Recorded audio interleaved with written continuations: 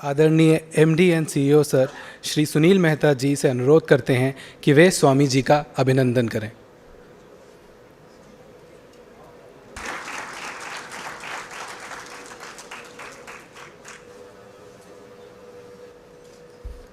इसके आगे हम प्रेसिडेंट प्रेरणा से अनुरोध करते हैं कि वे भी स्वामी जी का अभिनंदन करें।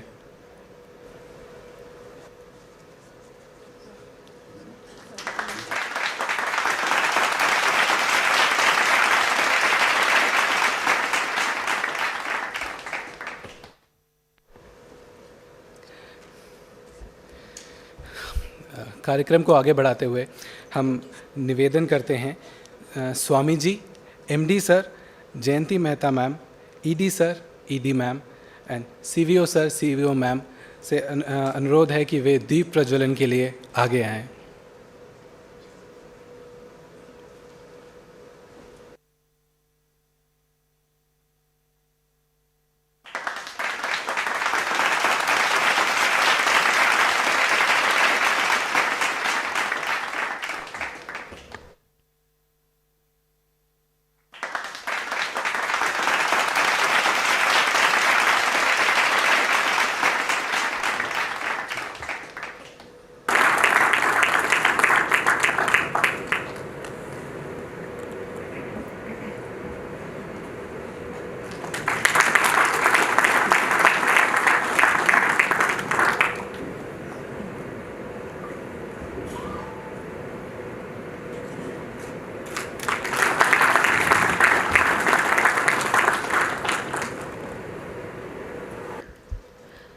अब हम हमारे एमडी एंड सीईओ सर से आग्रह करते हैं कि वे स्वामी जी का एक शॉल देकर उनको उड़ाकर अभिनंदन करें।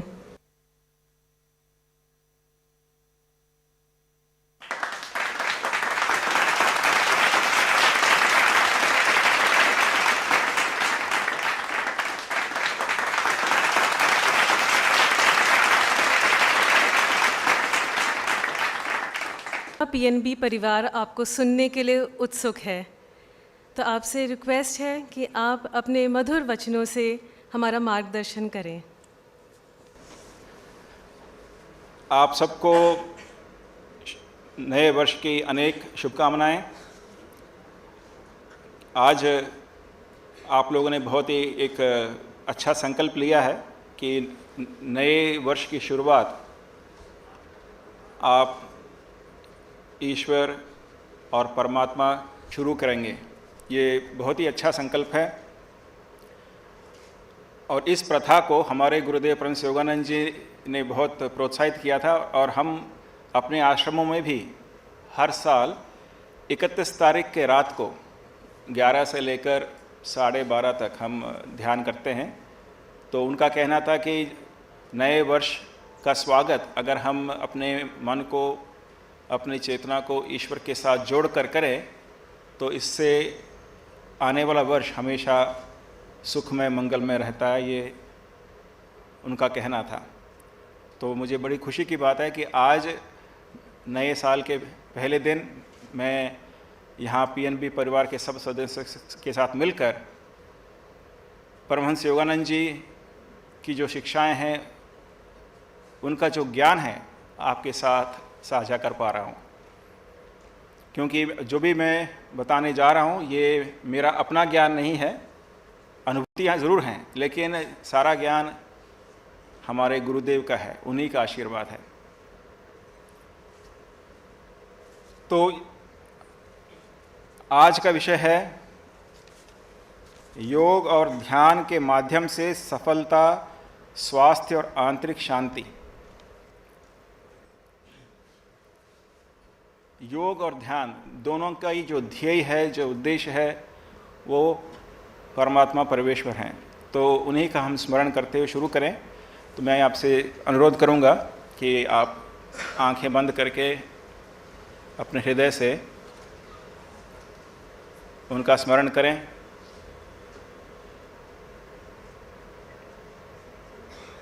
और हम सब मिलकर एक छोटी सी प्रार्थना के साथ इस सभा को शुरू करेंगे।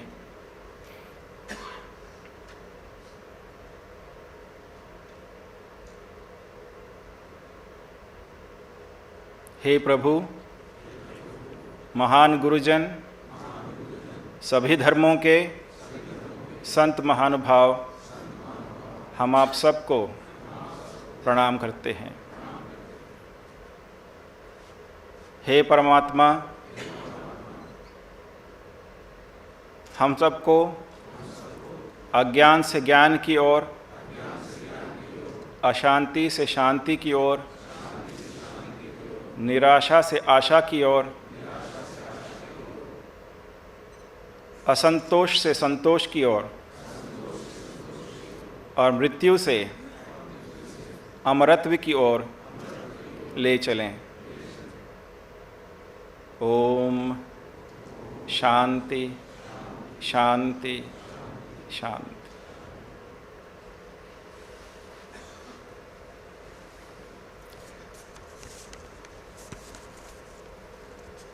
ये कोई बहुत ज़्यादा फॉर्मल प्रवचन नहीं है, तो मैं सबसे पहले आपसे रिक्वेस्ट करूँगा कि आप सब लोग रिलैक्स हो जाएं, क्योंकि मुझे ऐसा लग रहा है मैं कोई बहुत ही फॉर्मल लेक्चर दे रहा हूँ।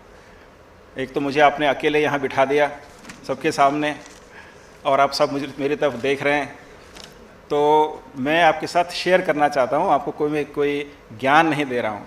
जो चीज़ें आपको पहले से ही मालूम है उसी को आप सबको फिर से रिमाइंड करने जा रहा हूँ, क्योंकि आत्मा के स्वरूप में ऐसा हमारे संत कहते हैं कि हम सब वस्तुतः आत्माएं हैं और आत्मा के रूप में हम में वो सारा ज्ञान पहले से है।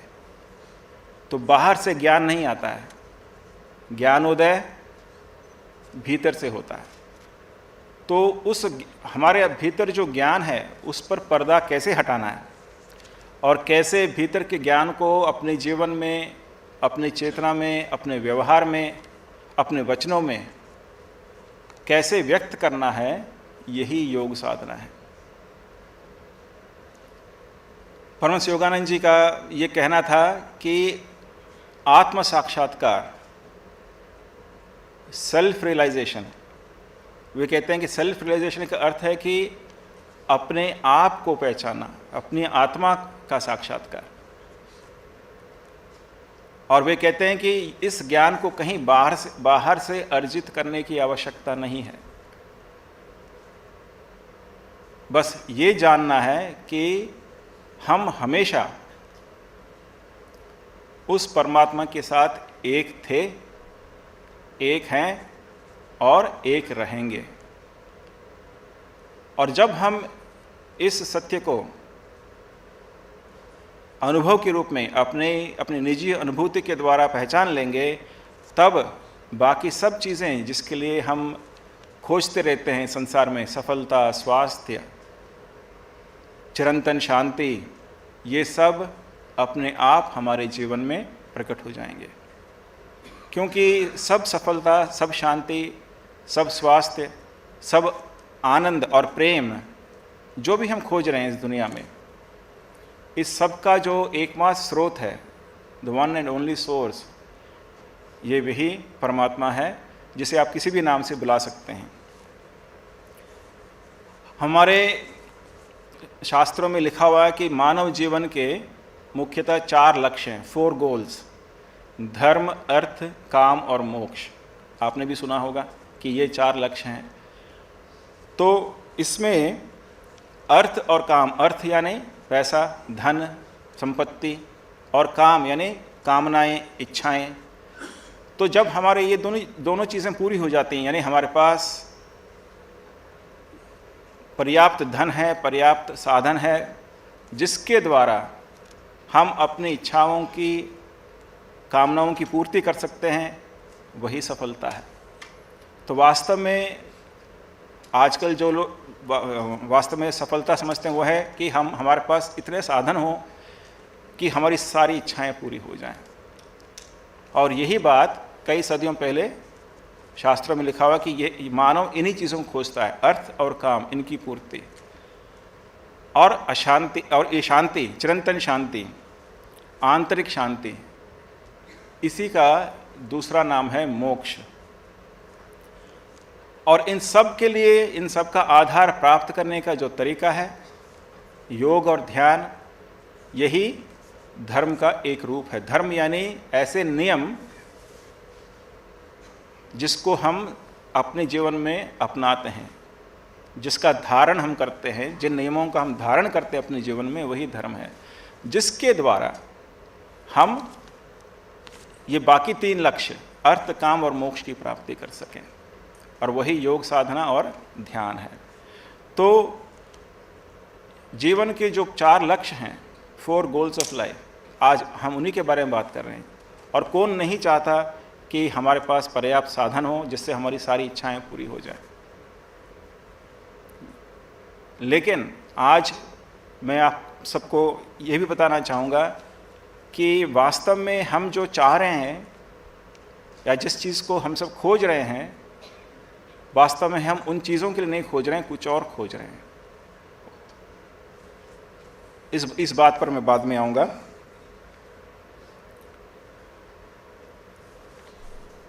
सफलता, हम सब के जीवन में हम सब सफलता का अलग अलग अर्थ लगाते हैं। किसी के मन में सफलता का उद्देश्य यह है कि हमारे पास अपार धन हो। कोई धन के पीछे इतना नहीं भागता, लेकिन उसके लिए नाम और कीर्ति, प्रशंसा, ये उसके लिए सफलता के यार्ड स्टिक्स हैं या मापदंड हैं। कोई सफलता से बहुत ऊंचे पोजीशन के रूप में उसे समझता है। तो अगर आप देखेंगे तो हर एक व्यक्ति सफलता को अलग तरह से डिफाइन करता है, उसकी परिभाषा सफलता के बारे में अलग है। परमहंस योगानंद जी की जो परिभाषा थी वो बहुत अनोखी थी। उन्होंने कहा, to be able to obtain what you need when you need it, that is success। यानी जिस समय पर जिस चीज़ की आपकी ज़रूरत हो वो प्राप्त कर लेना, वही सफलता है। क्योंकि जो हमारी ज़रूरत है वही हमें खुशी देती है, और जिसकी जब ज़रूरत हो वो हमें मिल जाए, वही सफलता है। और अगर हम थोड़ा सा सोचें तो इस परिभाषा में सब कुछ आ जाता है। यानी इसमें धर्म, अर्थ, काम, मोक्ष सारे आ जाते हैं। आजकल के जीवन में, हम सब के जीवन में इम्बैलेंस है, असंतुलन है। किसी के पास काफ़ी धन है, लेकिन उस धन को भोगने के लिए स्वास्थ्य नहीं है। धन और स्वास्थ्य हैं, दोनों हैं, लेकिन मानसिक अशांति है। मानसिक अशांति के बहुत सारे कारण हो गए हैं आजकल। ना केवल ऑफिस में तनाव, कामकाज के क्षेत्र में तनाव, बल्कि घर में भी तनाव। इंटरपर्सनल रिलेशनशिप्स, यानी घर में जो पारिवारिक सदस्य हैं उनके बीच में जो संबंध हैं उनमें बहुत तनाव है, आपस में बनती नहीं है। और आजकल जो हम केवल विदेशों में सुनते थे कि तलाक का, डिवोर्स का, आज भारत में भी ये बहुत आम हो गया है। तो इसके पीछे क्या कारण हो सकता है? इम्बैलेंस और चेंज ऑफ वैल्यूज़, जो मूल्य हैं, सामाजिक मूल्य, उनमें परिवर्तन। तो हमें ये समझना है कि वास्तव में सफलता का क्या अर्थ है। आजकल जो मॉडर्न लाइफ है, आधुनिक जीवन है, अगर हम आज से 100 साल पहले कंपेयर करें तो आज का जो समाज है, आज हम सब जो हैं, हमारे पास पहले की पीढ़ी की तुलना में ज़्यादा धन है हमारे पास। Quality of life, standard of living पहले से अधिक है। पहले जितनी गरीबी थी उतनी गरीबी अभी है ही नहीं। कौन सोच सकता था कि हर एक के पास एक फ़ोन होगा? अभी एक नहीं बल्कि 2-2, 3-3 फ़ोन है हमारे पास। तो टेक्नोलॉजिकल एडवांस हम सब ने किया है, पूरे समाज ने, पूरे विश्व ने किया है। लेकिन क्या हम कह सकते हैं कि उसी मात्रा में, उसी अनुपात में हम सब के जीवन में खुशी भी बढ़ी है? कभी कभी हम अपने पूर्वजों को देखते हैं तो ऐसा लगता है कि उनका जीवन अधिक सादा था, शायद इतनी सारी सुविधाएं नहीं थी उनके जीवन में, लेकिन कुछ मायनों में उनका जीवन अधिक सरल था, सादा था और सुखी भी था। तो इससे क्या हम निष्कर्ष निकाल सकते हैं? यही कि केवल जो तकनीकी प्रगति से, टेक्नोलॉजिकल एडवांस से ये सोच लेना कि हमारी खुशी भी बढ़ेगी, ये गलत है। तो वास्तव में अगर हम इस बात को याद रखें कि सफलता का अर्थ है कि हमें जिस समय जिस चीज़ की आवश्यकता हो उसे प्राप्त करने की क्षमता, तो हम इस बात को अगर याद रखेंगे तो बैलेंस आ जाएगा हमारे जीवन में। योग साधना और ध्यान ये हमारे जीवन में उस संतुलन को ले आते हैं, हमारे जीवन के लक्ष्यों को हमारे सामने हमेशा रखते हैं कि हमें किसके पीछे अपना समय लगाना चाहिए, अपनी एनर्जी लगानी चाहिए। नहीं तो आजकल जो समाज है वो हमें सही ज्ञान नहीं देता है। तो योग जो विज्ञान है, और ये योग विज्ञान ऐसा नहीं कि किसी एक धर्म से संबंधित है, किसी एक संप्रदाय से संबंधित है। जिस तरह से विज्ञान यूनिवर्सल है, सार्वभौमिक है, सबके लिए लागू होता है, उसी तरह से ये जो योग विज्ञान जैसे परमहंस योगानंद जी ने सिखाया, जो काफ़ी पुराना विज्ञान है, कोई नया विज्ञान नहीं है, ये संपूर्ण मानव जाति के लिए अप्लाई होता है। इसी तरह से स्वास्थ्य, अगर हम कहते हैं कि स्वास्थ्य का अर्थ क्या है, आप ये देखेंगे कि भारत में जो ये संस्कृत में जो शब्द हैं स्वास्थ्य, उसको अगर हम इसका विश्लेषण करें तो उसका अर्थ क्या है? स्व में स्थित रहना। स्व और स्थ दोनों से मिलकर स्वास्थ्य बनता है, यानी अपने निजी रूप में, अपने वास्तविक रूप में हमेशा बने रहना, ये स्वास्थ्य है। और इसके पीछे आधार क्या है इसके पीछे ये आधार है कि हमारा जो वास्तविक स्वरूप है, जिसे हम स्व कहते हैं या जो मैं हूँ, वो आनंद है। वो ऐसा आनंद है जो कभी खत्म नहीं होता है। तो हमेशा आनंद की स्थिति में बने रहना, यही स्वास्थ्य है। ज़रूरी नहीं है कि हम अगर जिम जाएं और हमारे बड़े बड़े डोले बन जाएं और 6 पैक बन जाए, 8 पैक बन जाए, पता नहीं कितना का पैक बनता है आजकल, लेकिन इतने सारे मसल सब बना लें तो हम स्वस्थ हैं, कोई गारंटी नहीं है। आजकल तो वर्ल्ड हेल्थ ऑर्गेनाइजेशन भी डिफाइन करता है स्वास्थ्य को कि it is not just the absence of disease. स्वास्थ्य का अर्थ ये नहीं कि आप केवल रोग मुक्त हैं, बल्कि आप फिजिकली, मेंटली, सोशली आप हेल्दी हैं। तो स्वास्थ्य का अर्थ है कि हमेशा आनंद की स्थिति में, संतोष की स्थिति में बने रहना, यही वास्तविक स्वास्थ्य है। और योग यही सिखाता है कि बाहर में चाहे परिस्थितियां प्रतिकूल भी हों, अनुकूल ना हों, यानी फेवरेबल ना हों, ऐसे परिस्थितियों में भी कैसे हम अपने निजी स्वरूप में बने रह सकते हैं, कैसे हम हमेशा स्वस्थ रह सकते हैं, यानी आनंद में रह सकते हैं, यही स्वास्थ्य है। और परमहंस योगानंद जी ने ये जो आनंद है, इसको कैसे डिफाइन करेंगे, कैसे एक्सप्लेन करेंगे? जिसने अनुभव किया वही जानता है। तो ये जो अनुभूति की बात है, उसको हम केवल उपमा देकर, यानी एग्जाम्पल देकर, उदाहरण देकर समझा सकते हैं। तो परमहंस योगानंद जी ने कहा कि संपूर्ण स्वास्थ्य मन की वो स्थिति है जिसमें संपूर्ण स्वतंत्रता है। जैसे पक्षी एक खुले आसमान में उड़ रहा हो, वो स्वास्थ्य है। यानी कहीं कोई प्रतिबंध नहीं, कहीं कोई लिमिटेशन नहीं, और कहीं कोई सीमा नहीं। अनंत आकाश में स्वच्छंद रूप से, मुक्त रूप से भ्रमण करना, वही आनंद है। यानी किसी चीज़ से दबना नहीं, चाहे कैसी भी बाहर की परिस्थिति हो। अगर हमारा मन ऐसे उल्लास में है, उसमें इतनी प्रफुल्लता हो कि हम हमेशा प्रफुल्लता के आसमान में उड़ान भरते हुए जा रहे हैं, वही स्वास्थ्य है। और यही योग सिखाता है कि हम उस आंतरिक स्थिति को कैसे प्राप्त कर सकते हैं।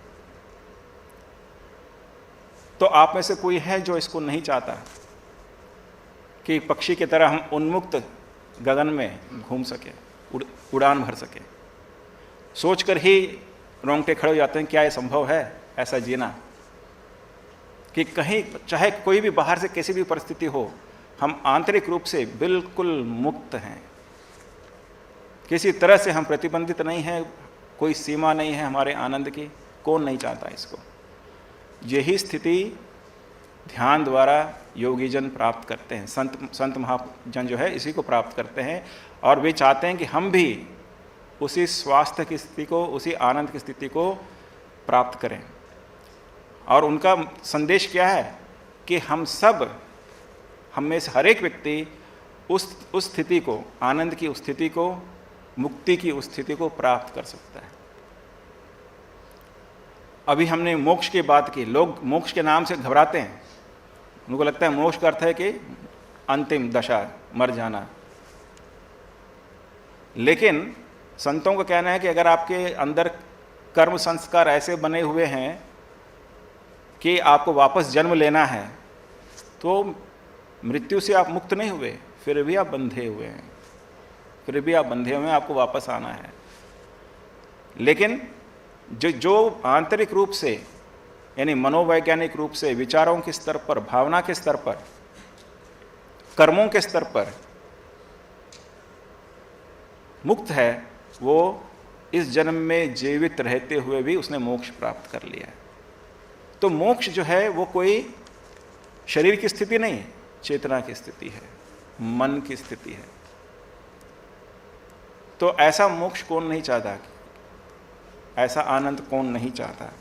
यही हम योग साधना से सीखते हैं।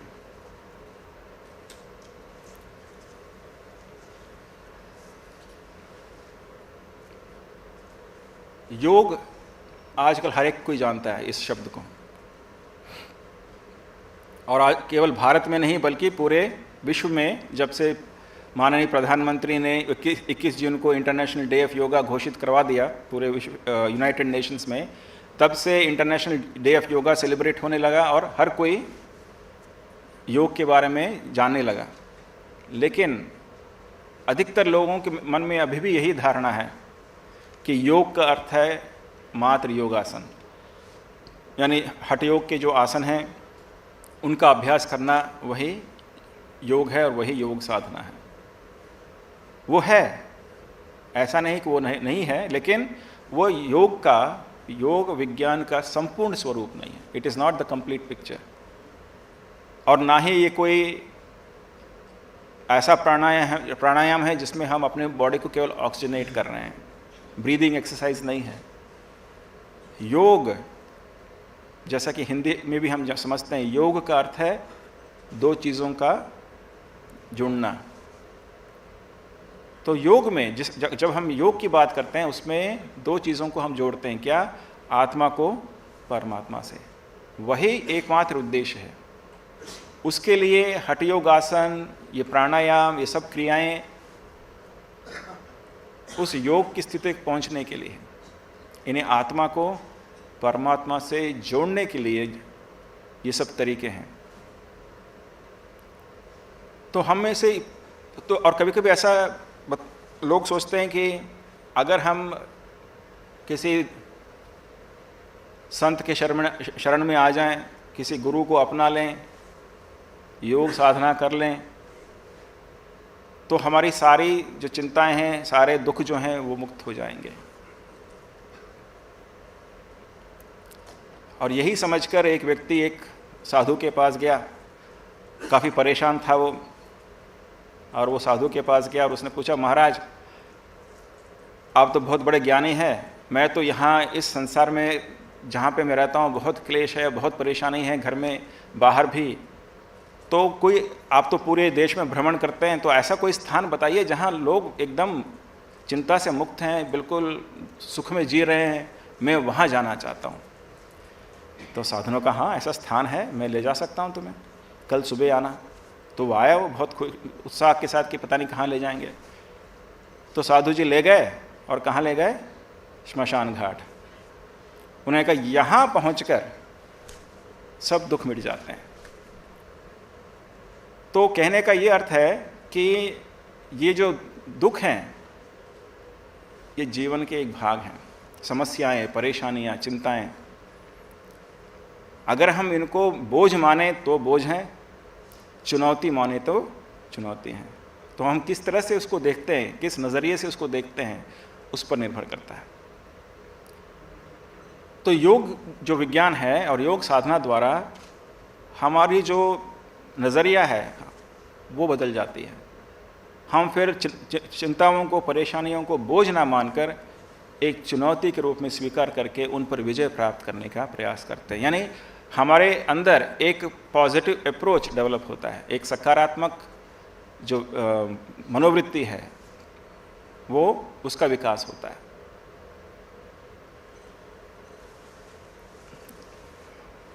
इसी संबंध में आप अगर संतों के जीवन को देखेंगे, चाहे किसी भी धर्म के क्यों ना हो, चाहे वो हिंदू धर्म के क्यों ना हो, सिख धर्म के क्यों ना हो, ईसाई धर्म के क्यों ना हो, ऐसे कोई संत हैं जिनका जीवन बहुत बिल्कुल साफ रहा हो, बिल्कुल बिना चिंताओं का रहा हो, कठिनाइयों का रहा हो, बल्कि उनका जीवन तो साधारण व्यक्ति से ज़्यादा मुश्किलों से भरा हुआ रहता है। क्यों? क्योंकि वे अपने जीवन के उदाहरण से ये दिखाना चाहते हैं कि इन सब के होते हुए भी कैसे विजयी बन सकते हैं, इन सब के होते हुए भी कैसे हम अपने मोरल्स को, अपने मूल्यों को बनाए रख सकते हैं और अपने मन को ईश्वर के साथ जोड़कर रख सकते हैं। ये एग्जाम्पल उनको दिखाना है। अगर उनका जीवन बिल्कुल साफ सुथरा रहेगा, उनके जीवन में कोई कठिनाई नहीं रहेंगी, तो उनसे हम क्या सीख सकते हैं? हम कहेंगे कि अरे उनके जीवन में तो वे तो महापुरुष हैं, उनके जीवन में कोई कठिनाई नहीं थी, तो हम अपने जीवन को उनके साथ कैसे कंपेयर कर सकते हैं? लेकिन उन्होंने ये दिखाया कि सब प्रतिकूल परिस्थितियों में भी आंतरिक रूप से हम चिंता मुक्त रह सकते हैं। यही हमें धर्म सिखाता है या योग विज्ञान सिखाता है। एक बार एक राजा थे, काफ़ी पुरानी बात है। वे एक बार अपने गार्डन में, उद्यान में घूम रहे थे, टहल रहे थे, तो उनके पैर में एक कांटा चुभ गया। उनको बड़ा गुस्सा आया। उन्होंने कहा कि मेरे बाग में ये कांटा कहाँ से आ गया? तो उन्होंने तुरंत एक इमरजेंसी मीटिंग बुलाई अपने सारे मिनिस्टर्स की और कहा कि ऐसा कुछ करो कि जब मैं बाहर निकलूं टहलने के लिए मेरे पैर में ना कोई पत्थर चुभे ना कोई कांटा चुभे। अगर ऐसा फिर हुआ तो गर्दनें कटेंगी। उन दिनों महाराजा ऐसा कह सकते थे, आजकल तो सिविल राइट्स वाले आगे आ जाएंगे, तो तब ये सब हो सकता था। तो सब कांपने लगे, भैया ये कैसे, क्या करें? तो आपस में सब मंत्रियों ने सलाह किया और कहा कि चलो ऐसा करते हैं कि बाग में सारे जो पेड़ पौधे हैं सबको काट दो और एकदम उसको झाड़ू लगा के ऐसा साफ करो कि छोटा पत्थर भी ना रहे। फिर किसी ने कहा फिर वो बाग कहाँ रहा, वो तो फिर रेगिस्तान बन जाएगा, ये कोई सोल्यूशन नहीं है। किसी ने कहा कि पूरे उद्यान में जो है कारपेट बिछा दो, फिर घास कहाँ से उगेगी, फिर बाग तो रहा नहीं। तो किसी के दिमाग में सोल्यूशन नहीं आ रहा था, तो फिर एक व्यक्ति ने कहा कि मेरे पास सोल्यूशन है, मैं कल उसको प्रस्तुत करूँगा। तो अगले दिन वो आया और उसने क्या किया, महाराज को उसने 2 जूते दिए। उसने कहा महाराज इन 2 जूतों को पहन लीजिए, फिर जहाँ मर्जी टहलिए, कितने भी कांटे हों आपके पैर में ये चुभेंगे नहीं। तो इस कहानी का जो उद्देश्य क्या है कि हमारे जीवन में भी अनेक सारे कांटे, पत्थर, रोड़े, कंकड़ ये रह सकते हैं, लेकिन अगर हम ईश्वर में विश्वास, ईश्वर में प्रेम और वास्तविक ज्ञान रूपी जूता अपनी चेतना पे पहन लें, तो कहीं भी हम जाएं, चाहे बाहर परिस्थितियां कैसे भी हों, आंतरिक रूप से हम अविचलित रह सकते हैं। यही योग साधना है। इसलिए योगानंद जी का कहना था कि अगर लोग ये जान लें कि कैसे ध्यान करना है और ध्यान से क्या लाभ हैं, तो हर कोई ध्यान करना चाहेगा। उसी तरह जैसे अगर कोई मिठाई की दुकान है जहाँ पे बहुत ही स्वादिष्ट मिठाई बनती है, तो कौन वो मिठाई वहाँ जाकर मिठाई नहीं खाना चाहेगा।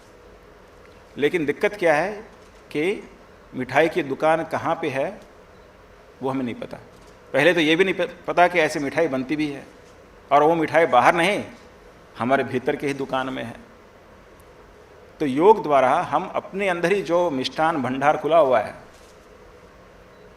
वहाँ तक पहुँच पाते हैं, और उस भंडार में जो आंतरिक हमारे अंदर जो भंडार है वो आनंद और प्रेम का भंडार है, जो इतना मधुर है, उसकी मधुरता के आगे संसार में कोई भी चीज़ खड़ी नहीं हो सकती, उसकी कोई तुलना ही नहीं है। ये योगी जन का, संतों का कहना है। इसलिए भगवान को एक और नाम दिया गया है रस। वे रस भरे हैं। लेकिन जब तक हम स्वयं अनुभव नहीं करेंगे तो ये सब केवल बातें हैं। इसलिए संतों का कहना है कि खुद साधना करो, खुद भक्ति करो और समझो कि इसमें क्या है। अभी हमने बात की कि सफलता का अर्थ है कि इच्छाओं की पूर्ति, और हमारे पास ऐसे इतना साधन हो कि हमें जो भी चाहिए हम उसको प्राप्त कर लें। लेकिन जिस आनंद की बात हम कर रहे हैं, योग में, साधना में, ईश्वर में जो आनंद है और साधारण खुशी में काफ़ी अंतर है, ये हमें समझना है।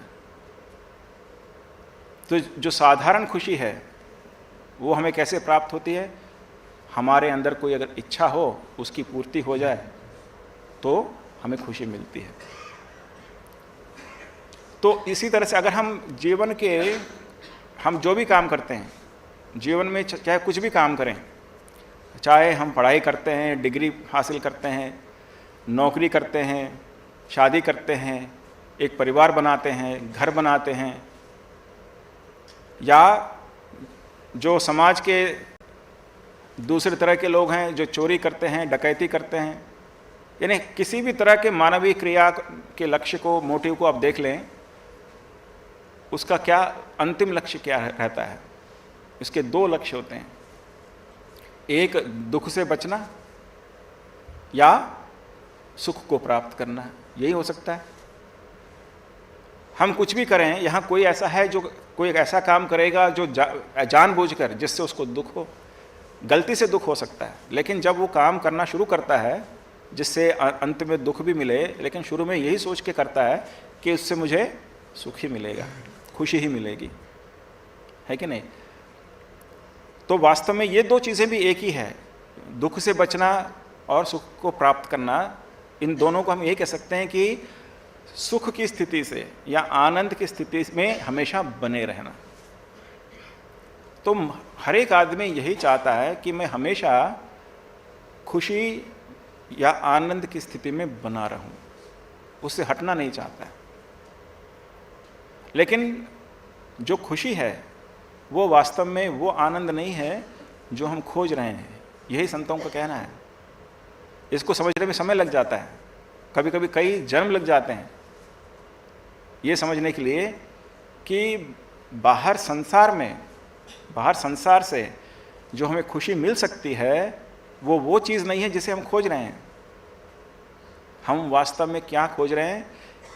चेतना की वह स्थिति जिसमें हमेशा आनंद बना रहे, और उसी का नाम भगवान है। भारतीय परंपरा में भगवान का एक और नाम क्या है? सच्चिदानंद या नित्य नवीन आनंद। तो योगी इसी नाम से ज़्यादा पुकारते हैं भगवान को। कोई भी आप नाम दे सकते हैं, लेकिन जो सबसे ज़्यादा यूनिवर्सल नाम है वो है सच्चिदानंद।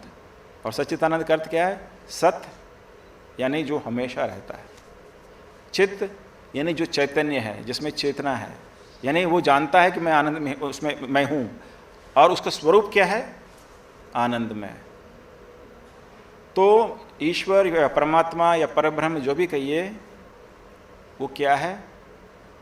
वो वह सत्ता है, इट इज़ दैट एंटिटी जो आनंदमय है, जो हमेशा चैतन्यमय है और जो हमेशा रहता है, कभी ख़त्म नहीं होता।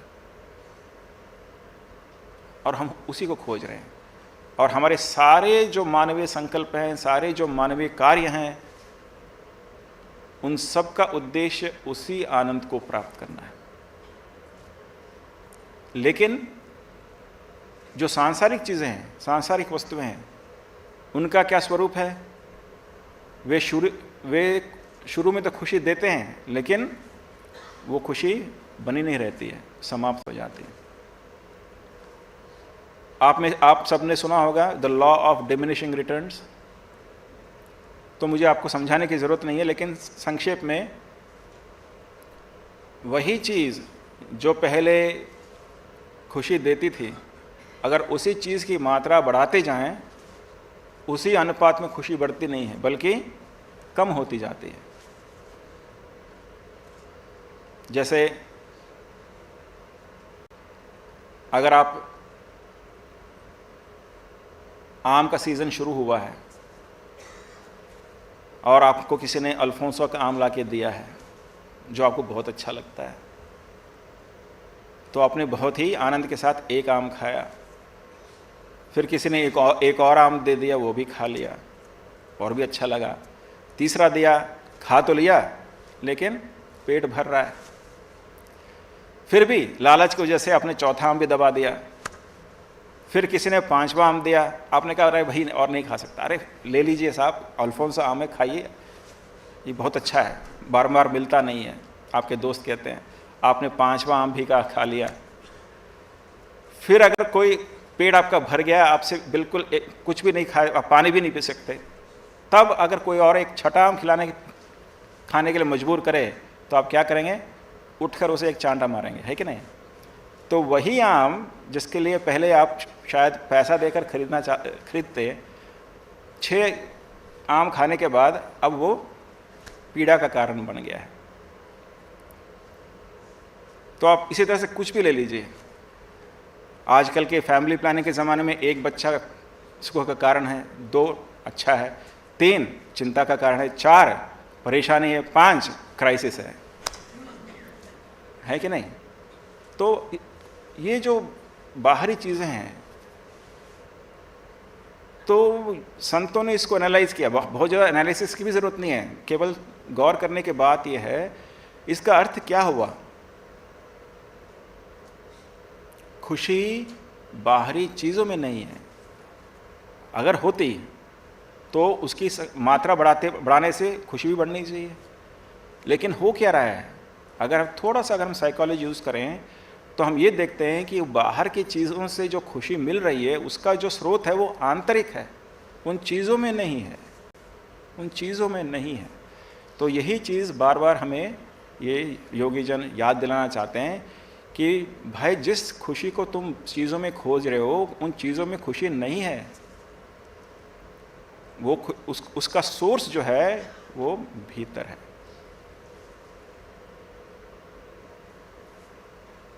और दूसरा अंतर क्या है, मुझे अभी भी याद है, जब मैं 8वीं क्लास में पढ़ रहा था, तो एक दिन काफ़ी गहरी नींद के बाद मैं उठा। कभी कभी बचपन में खासकर बहुत गहरी नींद आ जाती है, बड़े होने के बाद नहीं आती। तो पूरी तरह से रिलैक्स था। माँ ने 1 कप चाय दी पीने के लिए, तो टेरेस पे बैठ के अपने ही दिल्ली में मैं चाय पी रहा था। तो अचानक बिना किसी कारण, बस मैं इसको यही एक्सप्लेन कर सकता हूँ कि अचानक जैसे यहाँ पे मेरे हृदय में एक आनंद का गोला जैसे फट पड़ा, और ऐसा लगा कि मेरा पूरा जो शरीर है वो आनंद से भर गया है, और वो कई घंटों तक रहा। और तब भी मैं सोचने लगा कि ये क्या है, क्योंकि वो अनुभव पहले कभी नहीं हुआ था। बाद में जब मैं आध्यात्मिक मार्ग पे आया और ध्यान करने लगा, तो समझ में आया कि यही वह आनंद है जो योग साधना से प्राप्त होता है। और कभी कभी किसी कारण से बिना साधना के हर एक आदमी इसको थोड़ा या ज़्यादा कभी ना कभी एक्सपीरियंस करता है। क्यों? क्योंकि ये हमारा वास्तविक स्वरूप है। That is what we are. और ये ऐसा नहीं, फिर बाद में मुझे ये भी पता लगा कि ऐसा नहीं कि I am unique in this, कई लोगों को ऐसा अनुभव होता है, लेकिन हम भूल जाते हैं इसको। हम सोचते हैं कि ऐसे कुछ हो गया, गहरी नींद आई होगी, इससे हो गया होगा। बट उसका कारण क्या है कि वो हमारा वास्तविक स्वरूप है। जब मन पूरी तरह से शांत हो जाता है, जब हमारे मन में चंचल विचार नहीं है, जैसा कि गहरी नींद के बाद होता है, तो क्या होता है कि वो एनवायरनमेंट, वो वातावरण बन जाता है हमारे मन में, जिससे हमारे भीतर जो आत्मा है, जिसका स्वरूप आनंद है, जिसका स्वरूप प्रेम है, वो प्रकट होता है, कुछ देर के लिए ही सही। फिर जब आप दैनिक जीवन में फिर से व्यस्त हो जाते हो, वो समाप्त हो जाता है और हम उसको भूल जाते हैं, और हम सोचते हैं कि जो आनंद है, खुशी है, वो बाहरी चीज़ों में है। तो इसी बात को बार बार संत लोग हमें याद दिलाते हैं कि सफलता और स्वास्थ्य, आनंद, शांति, वो सब भीतर है, भीतर की स्थिति है, बाहर नहीं है। सफलता, उसकी जो परिभाषा है वो समाज बनाती है, और वो सफलता की परिभाषा समाज के साथ साथ बदलती जाती है। लेकिन वास्तविक सफलता क्या है? हमेशा आनंद की उस स्थिति में बने रहना। ये योगियों की परिभाषा है। इसलिए, और साथ में ये जो स्थिति है, आनंद की स्थिति, उसमें क्योंकि हम अपने आत्मा के साथ संपर्क में रहते हैं, हमारे अंदर अपार शक्तियाँ आती हैं, कुछ देर के लिए ही सही, हमारी क्षमताएं कई गुना बढ़ जाती हैं। तो सांसारिक रूप से भी जैसे हम सफलता समझते हैं, वो भी हम आसानी से प्राप्त कर लेते हैं। तो ऐसा नहीं कि ये केवल कोई कह सकता है, अरे ये तो ड्रग खा के भी ऐसा लोग कहते हैं आनंद मिलता है कि नहीं? शायद इसलिए लोग ड्रग एडिक्ट बन जाते हैं, उनको पता नहीं कि वो आनंद कहाँ से मिले। ड्रग से जो है शॉर्टकट है उनके लिए, वो भी इसी को खोज रहे हैं, लेकिन कहाँ खोजना ये नहीं पता। तो ये हमें, तो इसीलिए योगानंद जी कहते हैं कि हमेशा जीवन के वास्तविक उद्देश्य को याद रखो। और वो उद्देश्य क्या है? कि उस आनंद की प्राप्ति जिसके लिए हम खोज रहे हैं। उनका कहना है कि everyone is looking for something else, and that something else is God. Yeah, that something else is, we can say, joy. God या joy दोनों ही एक तरह से सिनोनिम्स हैं, पर्यायवाची हैं। क्योंकि अगर ईश्वर आनंदमय नहीं है, प्रेम में नहीं है, तो ऐसा ईश्वर किसको चाहिए? तो वास्तव में ईश्वर, क्योंकि वे प्रेम में है, आनंदमय है, इसलिए वे ईश्वर है। इसलिए हमें उनकी भक्ति करनी चाहिए, इसलिए हमें उनको प्राप्त करने का प्रयास करना चाहिए। और इसी कारण से परमहंस योगानंद जी ये भी कहते थे कि दुनिया में कोई भी नास्तिक नहीं है। कोई लोग कहता है मैं नास्तिक हूँ, मैं ईश्वर में विश्वास नहीं करता।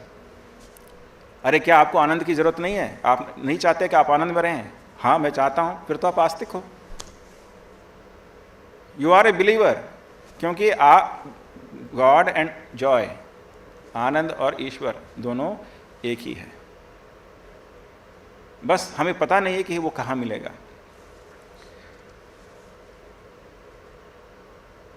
और संतों का ये कहना है कि वो जो आनंद है वो भीतर मिलता है।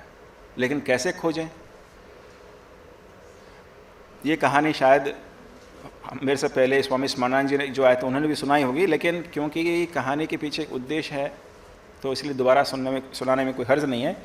एक बूढ़ी औरत थी, माता जी, वो स्ट्रीट लाइट के नीचे कुछ खोज रही थी।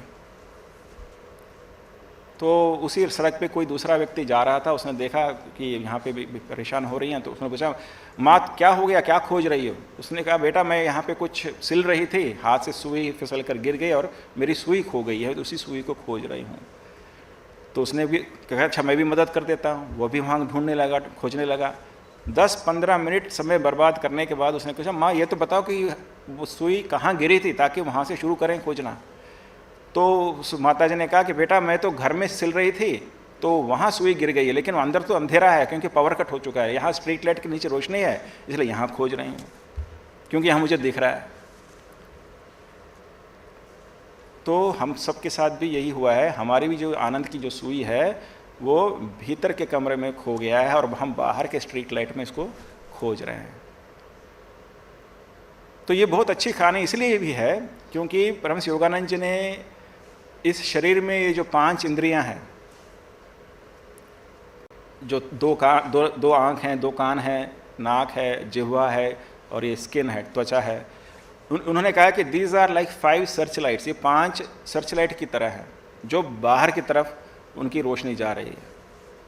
तो जब बाहर की तरफ उनकी रोशनी जा रही है तो बाहर का ही दुनिया दिखेगा। तो योग प्रक्रिया क्या है कि उसी सर्च लाइट को, उसी एनर्जी को भीतर की ओर मोड़ना, उसी बिजली को, जिस बिजली से ये सर्च लाइट हमें बाहर की दुनिया दिखा रहे हैं, उसी बिजली को भीतर मोड़कर भीतर में जो अंधेरा है जिस इस कमरे में, उसको उजाले से भरना, प्रकाश से भरना। जब वो भीतर प्रकाश जाता है और भीतर का जो हमारा स्वरूप है वो प्रकट होता है, तब हमें समझ में आता है कि वास्तव में जिस चीज़ को खोज रहे थे, जिस आनंद की सुई के लिए हम बाहर खोज रहे थे, वो आनंद वास्तव में भीतर है, बाहर नहीं है। तो बहुत सरल है, योग विज्ञान को समझना बहुत सरल है क्योंकि इसके पीछे उद्देश्य यही है कि हमारा जो शरीर है, ये इसके पीछे एक और शरीर है जिसको हम कहते हैं सूक्ष्म शरीर या प्राण से बना हुआ शरीर, सूक्ष्म शरीर या प्राण से बना हुआ शरीर या बिजली से बना हुआ शरीर। और इसका जो स्वरूप है, जो सूक्ष्म शरीर है, वो एकदम ये स्थूल शरीर की तरह है, फिजिकल बॉडी की तरह है। नॉर्मली क्योंकि हमारी जो चेतना है, हमारी जो कॉन्शियसनेस है, वो हमारे शरीर के साथ बंधी हुई है, इसलिए वो जो हमारे अंदर जो एनर्जी है, उसका जो फ्लो है, उसका जो प्रवाह है, वो दुनिया की तरफ है, यानी सर्चलाइट्स बाहर की तरफ है। इसलिए बाहर का जो संसार है, बाहर की दुनिया हमें दिखती है। अगर किसी तरह से अगर हम इन सर्चलाइट्स को बंद कर दें और उसी बिजली को हम भीतर ले जाएं, तो भीतर जो साम्राज्य है, द इनर किंगडम, वो इल्यूमिनेट हो जाता है, वो उजागर हो जाता है। और यही योग प्रक्रिया है। तो आप कह सकते हैं कि ये कैसे हो सकता है, ये कैसे संभव है? ये हम हर रोज़ करते हैं, ये हम हर रोज़ करते हैं। कब करते हैं? जब हम सो जाते हैं, नींद की अवस्था में। जब हम नींद की अवस्था में रहते हैं तो आंखें तो चलो हमने बंद कर ली, तो बाहर की रोशनी अंदर नहीं पहुंचती, लेकिन कान में तो हम रुई नहीं ठूसते, ना ही नाक में कोई नाक को बंद करते हैं। लेकिन जब हम नींद की अवस्था में होते हैं तो अगर पास में कोई बैठ के बोल भी रहा है या रेडियो बज रहा है या टीवी बज रहा है तो भी हम जगते नहीं हैं, हमें सुनाई नहीं देता है। ये कैसे हो रहा है? हम किस पोजीशन में पड़े हुए हैं, हम पेट के बल सो रहे हैं, पीठ के बल सो रहे हैं, इसका भी हमें कोई सुध बुध नहीं रहता है। हमें ये तक ज्ञान नहीं रहता कि मेरा नाम क्या है, मेरे परिवार के कितने सदस्य हैं, मैं स्त्री हूँ या पुरुष हूँ, मेरा एड्रेस क्या है, मैं इंडियन हूँ कि अमेरिकन हूँ। यानी सारी जो संज्ञाएँ हैं, सारे जो एडजेक्टिव्स हैं जिससे हम अपने आप को आइडेंटिफाई करते हैं, वो सारे जो है नींद की अवस्था में उड़ जाते हैं, है कि नहीं? लेकिन क्या फिर हम बेहोश होते हैं? हम बेहोश नहीं होते, क्योंकि जब भी हम नींद की अवस्था से उठते हैं हम हमेशा ये कह सकते हैं मुझे बड़ी अच्छी नींद आई। तो संत कहते हैं कि वो जो सत्ता है, वो जो चीज़ रह जाती है नींद की अवस्था में भी, जिसमें आपके सारे जो इंद्रियां हैं वो निष्क्रिय हो जाते हैं, इनएक्टिव हो जाते हैं, वो क्या है? वो आपकी आत्मा है। और आत्मा में एक और इंद्रिय होता है जिसे हम कहते हैं सिक्स्थ सेंस, जिसको हम अंतर्ज्ञान या इंट्यूशन भी कहते हैं। इंग्लिश में हम इसको इंट्यूशन कहते हैं। इंट्यूशन मतलब ट्यूशन यानी नॉलेज, इंट्यूशन यानी that knowledge which comes from of its own. इसी तरह से अंतर्ज्ञान, वह ज्ञान जो अंतर से प्रकट होता है, बाहर से नहीं आता है, क्योंकि वो पहले से है वो ज्ञान। तो वो फैकल्टी, वो जो इंद्रिय है वो आत्मा में होती है, लेकिन वो तभी कुछ विशेष कंडीशंस में वो इंट्यूशन प्रकट होती है या मैनिफेस्ट करती है। तो वो क्या है उसके बारे में हम थोड़ी देर में आते हैं। तो नींद की अवस्था को योगियों ने काफ़ी स्टडी किया। उन्होंने कहा कि अगर हम नींद की अवस्था में इन सेंसेस को अगर हम इनएक्टिवेट कर सकते हैं, निष्क्रिय कर सकते हैं, क्या जागते हुए हम इसको कर सकते हैं? तो इसीलिए कई हज़ारों साल के रिसर्च में उन्होंने पता लगाया कि अगर हम मन को, यानी अपने माइंड को और अपने ब्रेथ को, श्वास को, दोनों को अगर किसी तरह से बांध सकते हैं तो इससे ये संभव है। हम इसके डिटेल में नहीं जाएंगे। और फिर उसको, इसी को स्टडी करके उन्होंने ये देखा कि इन क्रियाओं के द्वारा क्या होता है कि हमारे सटल बॉडी, सूक्ष्म शरीर में जो बिजली है, जिसे हम प्राण शक्ति कहते हैं, जो वैसे तो बाहर की ओर बहती है, जिससे हमारे इंद्रिय एक्टिव रहते हैं, अगर हम उनके फ्लो को, उसमें जो बिजली का जो फ्लो है उसको रिवर्स कर सकें और उसको हम अपने स्पाइन में ले जा सकें, तो भीतर का साम्राज्य उजागर होता है और हमें अपने सच्चे स्वरूप का एहसास होता है, अनुभव होता है। और यही क्रिया योग है। क्रिया योग वह प्रक्रिया है, वह टेक्निक है जिसके द्वारा हम बाहर बहती हुई प्राण शक्ति को मोड़कर इंद्रियों से और शरीर के अंदर जो मांसपेशियां हैं, ऑर्गन्स हैं, उन सब में से हटाकर वापस अपने सूक्ष्म शरीर के स्पाइन में ले जाते हैं। और सूक्ष्म शरीर में जो स्पाइन है उसी का नाम है सुषुम्ना। जब हम इस तरह से कर पाते हैं तब उस सुषुम्ना के मार्ग में जो एनर्जी के और चेतना के हायर लेवल्स हैं वो जागृत होते हैं और उसको उन्हीं को कहते हैं चक्र। एनर्जी लेवल्स हैं, कॉन्शियसनेस लेवल्स हैं। तो जब वे जागृत होते हैं तब हमें अधिकाधिक रूप से अपने ही वास्तविक स्वरूप के बारे में ज्ञान प्राप्त होता है। और तब हम जानते हैं कि बाहर जो दुनिया है वो केवल अस्थाई है और उसमें हमेशा परिवर्तन होते रहेंगे। कभी खुशी है, कभी दुख है, कभी लोग प्रशंसा करेंगे, कभी नहीं करेंगे। वैसे बाहर की दुनिया हमेशा बदलती रहती है, मौसम बदलता है, दुनिया बदलती है, लोग बदलते हैं, लेकिन आंतरिक जो दुनिया है वो हमेशा अपरिवर्तित रहती है। और उसका स्वरूप क्या है? नित्य नवीन आनंद। वो आनंद ऐसा नहीं है कि एक बोरियत की स्थिति है, वो ऐसा आनंद है जो हमेशा नया है और केवल अनुभव से हम उस स्थिति को समझ पाते हैं। और धीरे धीरे धीरे धीरे ये ज्ञान प्राप्त होता है कि मैं तो वो हूँ, मैं तो चेतना की वो स्थिति हूँ, ये शरीर नहीं हूँ। और उस चेतना के से जब हम संपर्क करते हैं अपने वास्तविक स्वरूप के, उसके कुछ गुण हैं। प्रकाश, ध्वनि, जो हम ओम ध्वनि बोलते हैं, वो सुनाई देता है, हमें एक अद्भुत सुनहरे रंग का प्रकाश दिख सकता है। आनंद, उसका अनुभव हम करते हैं। प्रेम, मैं बॉलीवुड रोमांस की बात नहीं कर रहा हूँ।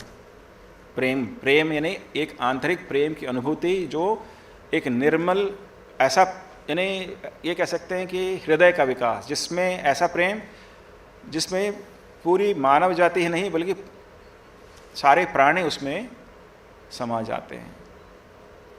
और अगर संतों के जीवन को देखेंगे तो उनके लिए कोई भी शत्रु नहीं है, इसलिए उनको अजात शत्रु बोलते हैं। यानी ऐसा व्यक्ति जिसका कोई शत्रु ही नहीं है। इसका अर्थ ये नहीं कि कोई उनके पर उनको मारने नहीं आएगा, उनके मन में उनके प्रति कोई शत्रुत्व नहीं है, एनिमिटी नहीं है। वो कैसे संभव है? उन्होंने अपने भीतर प्रेम के उस महासागर को प्राप्त कर लिया है जिसके साथ संपर्क करने से शत्रुता की भावना सदा सर्वदा के लिए समाप्त हो जाती है और कोई किसी के प्रति आप शत्रुता की भावना रख ही नहीं सकते। तो ये सब गुण धीरे धीरे विकसित होते हैं और यही गुण हम संतों के जीवन में, उनकी वाणी में हम सुनते हैं। तो ये एक योग की प्रक्रिया है जिसके द्वारा हम अपने वास्तविक स्वरूप को पहचानते हैं।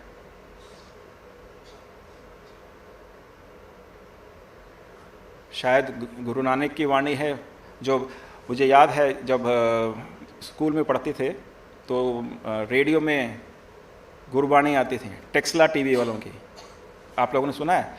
उसमें अभी भी मुझे पहला जो शब्द है, शब्द ही कहेंगे ना, तो मुझे याद है कि अव्वल अल्लाह नूर उपजिया कुदरत दे सब बंदे, एक नूर ते सब जग उपजिया कौन भले कौन मंदे।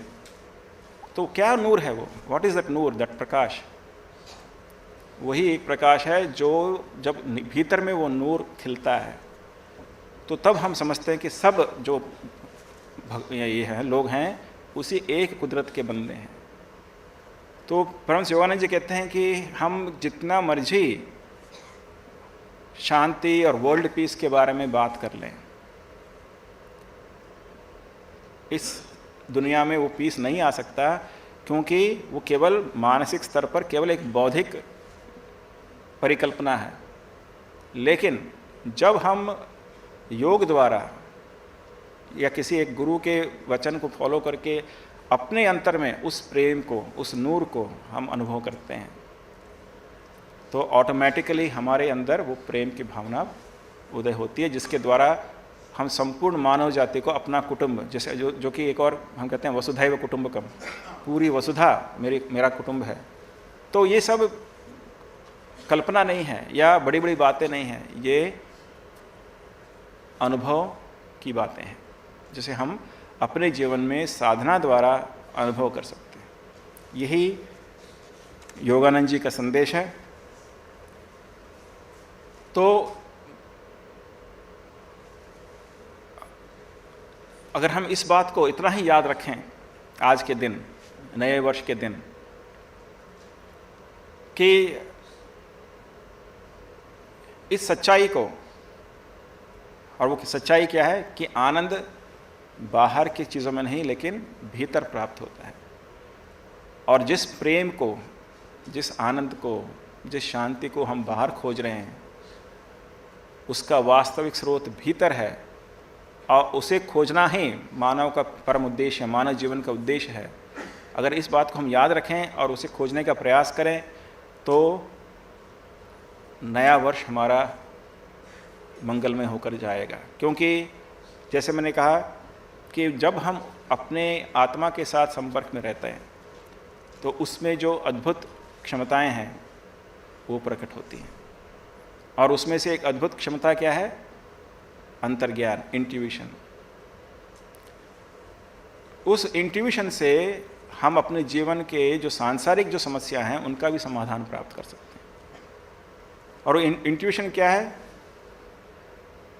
हम उसमें केवल अपने तर्क के आधार पर या भावना के आधार पर निर्णय नहीं लेते, बल्कि तर्क और भावना दोनों मिलकर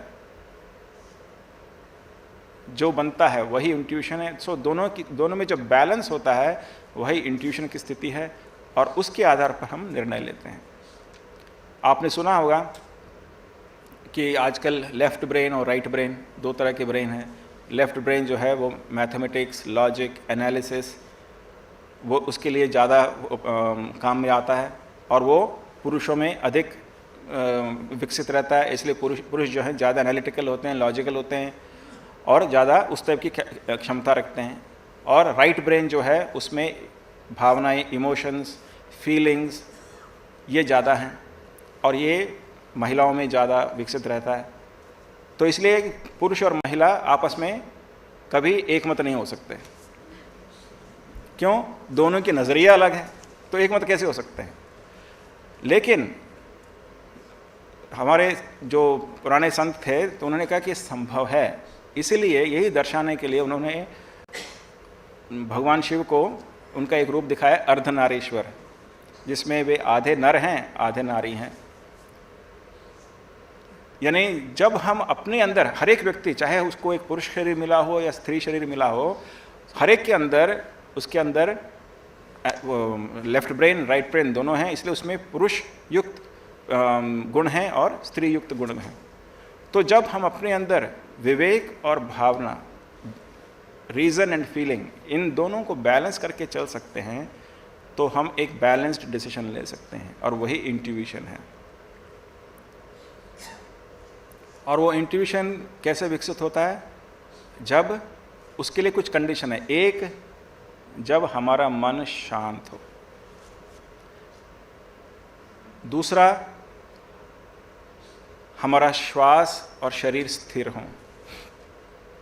तीसरा, जब हमारे अंदर प्रिजुडिसेस ना हो, पूर्वाग्रह ना हो। क्या होता है कि हमने एक कोई भी प्रोजेक्ट है, उसका हमने पहले से सोच लिया कि यही होना चाहिए, किसी की बातें हम सुनेंगे नहीं। तो अगर कोई अच्छी बात भी कह रहा है उसको हम एक्सेप्ट नहीं करते हैं। लेकिन अगर हम सारे प्रेजुडिस से अलग हैं, कोई पूर्वाग्रह हमारे मन में नहीं है, तो then we are open, we are receptive. तो इंट्यूशन क्या है? It is a state of receptivity, जिसमें भगवान का ज्ञान हमारे अंदर आ सकता है। उसी तरह से वो ज्ञान, ऐसा नहीं कि ज़रूरी नहीं है कि भगवान ऊपर से हमें दें, लेकिन जब हम रिसेप्टिव होते हैं तो आसपास जो हमारे परिवार के जन हैं, ऑफिस कोलीग्स हैं, उनसे भी हम रिसीव कर सकते हैं, क्योंकि हमारा मन शांत है, हमारे अंदर कोई प्रेजुडिस नहीं है, हमारे अंदर कोई हिडन एजेंडा नहीं है। तो हमारे अंदर एक ही है कि जो सही है वो होना चाहिए। तो इसीलिए even for good business decisions या एडमिनिस्ट्रेटिव डिसीशंस, अगर हम अपने अंदर उस शांत मानसिक स्थिति को विकसित कर सकते हैं जहाँ पर ये अंतर्ज्ञान विकसित हो सकता है, तो ये हमारे लिए लाभदायक होता है। और ये सब योग साधना से संभव है। और जब इस तरह से हम अपने जीवन को परिवर्तित करना चाहते हैं, तो हम देखते हैं कि एक क्षमता हमारे अंदर एक और आ जाती है, वो है स्वतंत्र इच्छा शक्ति, विल पावर। और किसी भी चीज़ को सिद्ध करने में, किसी भी चीज़ को प्राप्त करने में हमें अपनी इच्छा शक्ति को प्रयोग करना आवश्यक है। योग साधना से हमारे अंदर स्वतंत्र इच्छा शक्ति जग जाती है। तब हम जिस वक्त पर जो काम करना चाहिए उसे करने के लिए तत्पर रहते हैं। और ये कौन नहीं चाहता एक क्षमता? तो कहने का अर्थ ये है कि चाहे हमें कोई सांसारिक लक्ष्य को सिद्ध करना है या परमार्थ यानी ईश्वर को प्राप्त करना है, योग विज्ञान हर क्षेत्र में हमारे लिए फ़ायदेमंद होगा, लाभदायक होगा। तो इस नए वर्ष में आप अगर ये इस सोच के साथ आगे बढ़ेंगे कि हाँ, मैं अपने ही भीतर जो क्षमताएं हैं, जो पोटेंशियल है, उनको विकसित करूँगा। कोई भी मार्ग हो, कोई एक साधना का मार्ग पकड़िए, ध्यान कीजिए। ध्यान के द्वारा हम और योग साधना द्वारा हम शांति और अंतर्ज्ञान की उस स्थिति को अवश्य प्राप्त कर सकते हैं जिसके लिए हम सब खोज रहे हैं। यही योगानंद जी का संदेश है। तो ये जो वर्ष है, ये पिछले वर्ष हमने 125वीं जयंती उनकी मनाई थी। तो इस 5 जनवरी को, जो कि उनकी जन्म तिथि है, तो वो जो 125वीं जयंती का समापन दिन है। और हमारे यहाँ नोएडा आश्रम में भी एक बड़ा कार्यक्रम हो रहा है। तो आप सब सादर आमंत्रित हैं, वहाँ आइए और उसमें पार्टिसिपेट कीजिएगा। तो मुझे पता लगा है कि यहाँ कई लोग यहाँ ये योगा के लेसन्स ले चुके हैं। ऐसे कितने हैं जो पहले से ले रहे हैं? अच्छा, अब सच्चाई से बताएं कितने लोग ध्यान कर रहे हैं? 2, 4, 5। तो आप घबरा क्यों रहे? उठाइए हाथ। ठीक है, तो जस्ट ए हैंडफुल। ये मेरी इच्छा नहीं है, लेकिन ये क्या योगानंद जी का संदेश है कि जो भी भारत में हैं, वी आर वेरी फॉर्चुनेट। हम सब बहुत सौभाग्यशाली हैं, क्योंकि हमारी जो संपदा है, जो सबसे बड़ा धन है हमारा, वो है हमारे संत। इतने सारे महान संत हुए, तो उनके मैसेज को, उनके संदेश को हम याद रखें। और उन सब का संदेश क्या है कि अपने मन को ईश्वर के साथ जोड़ो, वही ध्यान है, और उसी में सब सफलता है, सब सुख है। इस वचन पर विश्वास करें, और सब लोग अगर ध्यान करें तो जो गुड फॉर्चून हमें दिया गया है उसका हम पूरा यूटिलाइजेशन करेंगे।